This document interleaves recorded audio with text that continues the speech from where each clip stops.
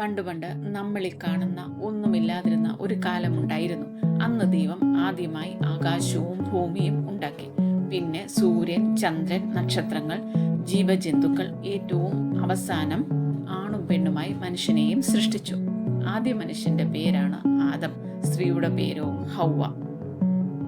അവർക്ക് രണ്ടുപേർക്കും താമസിക്കാൻ ദൈവം ഏദൻ എന്ന മനോഹരമായ ഒരു തോട്ടം നൽകി. അങ്ങനെ ഏദൻ തോട്ടത്തിൽ ആദമും ഹൗവയും സന്തോഷത്തോടെ കഴിഞ്ഞു. എന്നാൽ തോട്ടത്തിന്റെ നടുവിലുള്ള ഒരു വൃക്ഷത്തിന്റെ പഴം മാത്രം തിന്നരുതെന്ന് ദൈവം കൽപ്പിച്ചിരുന്നു. ഒരു ദിവസം വഴിതെറ്റിക്കുന്ന സാത്താൻ പാമ്പിന്റെ രൂപത്തിൽ വന്ന് ആദമിനെയും ഹൗവയെയും പറഞ്ഞു പറ്റിച്ചു കളഞ്ഞു. ദൈവം വിലക്കിയ വൃക്ഷത്തിന്റെ പഴം തിന്നാൽ ദൈവത്തെ പോലെയാകും എന്നായിരുന്നു സാത്താൻ പറഞ്ഞു കൊടുത്ത കള്ളം.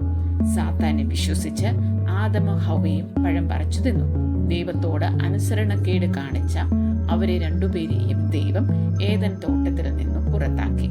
അങ്ങനെ ദൈവം അവരെ ശിക്ഷിച്ചു.